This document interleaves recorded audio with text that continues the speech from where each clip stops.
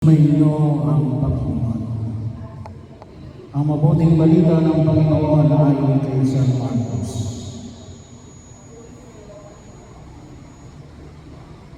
Sa lungsod ng Capernaum, sa araw ng panamamahinga, si Jesus ay pumasok sa sinagoga at nagturo na manghang ang mga tao sapagkat nagturo siya sa kanila na parang isang may kapangyarihan at hindi tulad ng mga eskriba. Bigla namang pumasok sa sinagoga ang isang lalaki, inalihan ng masamang espiritu, at sumigaw, "Ano ang pakialam mo sa amin, Jesus sa taga-Nazaret? Naparito ka ba upang puksain kami? Kilala kita, ikaw ang banal ng mula sa Diyos." Ngunit iniutos ni Jesus sa masamang espiritu, "Tumahimik ka at lumabas ka sa kanya." Pinapangisay ng masamang espiritu ang tao at sumigaw na lumabas nang kilala sa lahat, kaya sila'y nagtanungan, "Ano ito? Bagong araw, nauutusan niya pati ang masamang espiritu at sinusunod naman siya."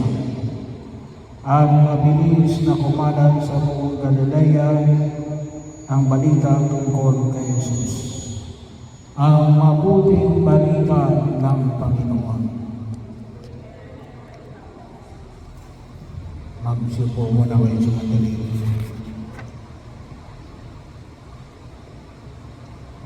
May nagtuturo siya sa kanila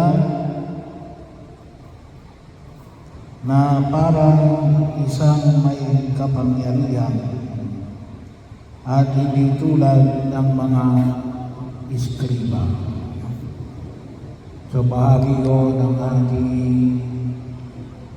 paanyaya sa para po sa araw na ito. Sabi nga po natin ay hindi katulad ng mga eskriba na iiba. Ngayong panahon na ito, ang hinahanap ng tao ay yung tinatawag natin authentic. Kaya lang kapag sinabi natin authentic, pwede masabi natin na ibang-iba. Pero hindi nangulugan na totoo. Simply because naiiba lang siya. Pero kung minsan, sabi nga natin, pinapalabas lamang na naiiba. Pero hindi nangulugan na totoo.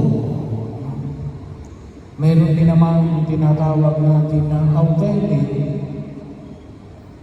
naiiba, at the same time, yung tinatawag natin genuinely true. Talaga tunay na nangyari. Hindi gawa-gawa lang. Pwede kasi naiiba, pero hindi totoo. Bahagi yun. Kasi may mga bagay na kung tawagin natin ay naiiba, pero kung tutuusin ay tinatawag natin yung pineke. Kung maalala ninyo yung istorya ng Tasabay, sa Philippine history, yun ay masabi natin na naiiba. Yung isang grupo na mga tinatawag natin Aborigines o Aborigine, yung mga native. Pero nasasabi natin na kakaiba, pero hindi genuine. gawa-gawa lang. So, bahagi yun. Ang sinasabi ko sa Ebanghelyo natin, si Jesus na nagtuturo ng may kapangyarihan, hindi katulad ng mga eskriba, ay authentic and genuinely true. At yun kumisa ng medyo mahirap ngayon sa pagkilos natin sa daigdig na ito. Na nawa ay higit natin makita sapagkat sabi nga natin, marami na ngayong namemeke, kuminsan, lalo-lalo na paglabas ng mga technological advancement, ay kuminsan nahihirapan tayo na makita kung ito ba talaga ay authentic and genuinely true, naiiba at tunay. Pero yun ang description na ibinigay kay Jesus. Yung pong pagkapalayas ng demonyo, secondary na lang yun kasi bahagi yun, pagpapatunay na lang yun. Kasi yun ay binahagi na rito na si Jesus ay nagtuturo na may kapangyarihan at nag-iiba sa mga eskriba, ay binanggit na yun bago pa siya nagpalayas ng masamang espiritu sa lalaking inaalihan na pumasok sa sinagoga. So, bahagi yun, na makita ko natin. So, ano yung hamon na ipinapamanik sa atin ang buong kapal? Sabi nga ko, ngayong kapanahonan na ito ay kinakailangan na tayo ay matuto na makita kung alin ang totoo at kung alin ang peke. Bahagi ko yun. At kung minsan, ay sabi nga ho natin, hindi lahat ay mayroong ganong klase ng kakayanan.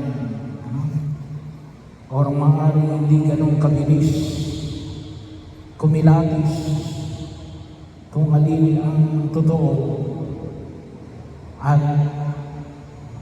authentic.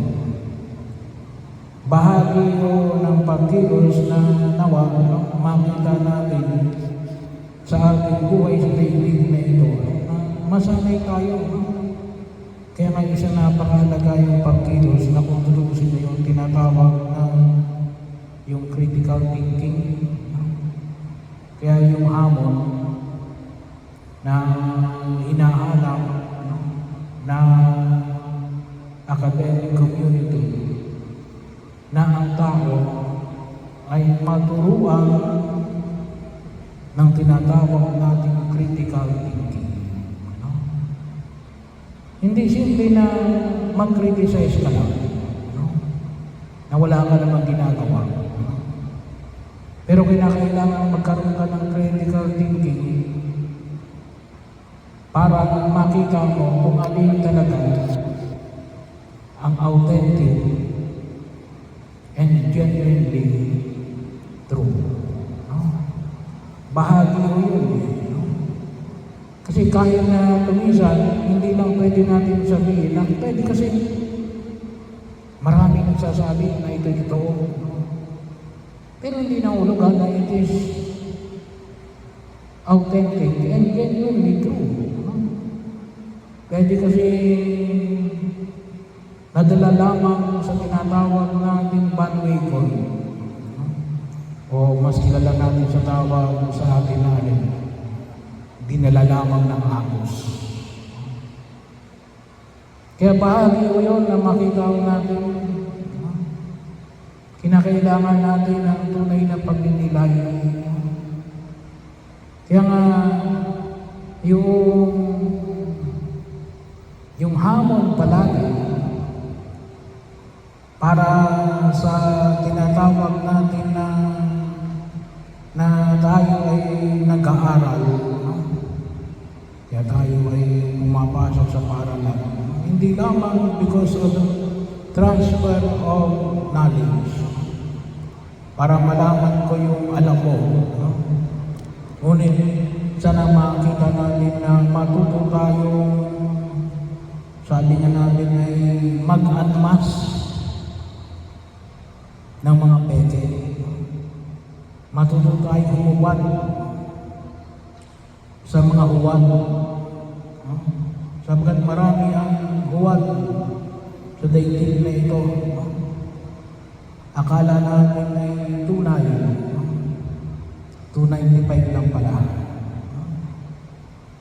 Kaya bahagi yun na makita natin na kinakailangan din natin at yung aking pananampalataya ay isang pananampalataya na nag-aanyaya sa atin natin, nagkaroon ng ganitong klase ng kaisipan.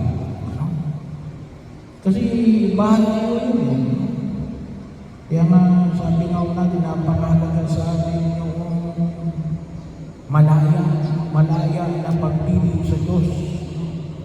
Paano tayo maging malaya sa pagpili sa Diyos kung hindi tayo marunong na pag-iisip, na pagiging kritikal?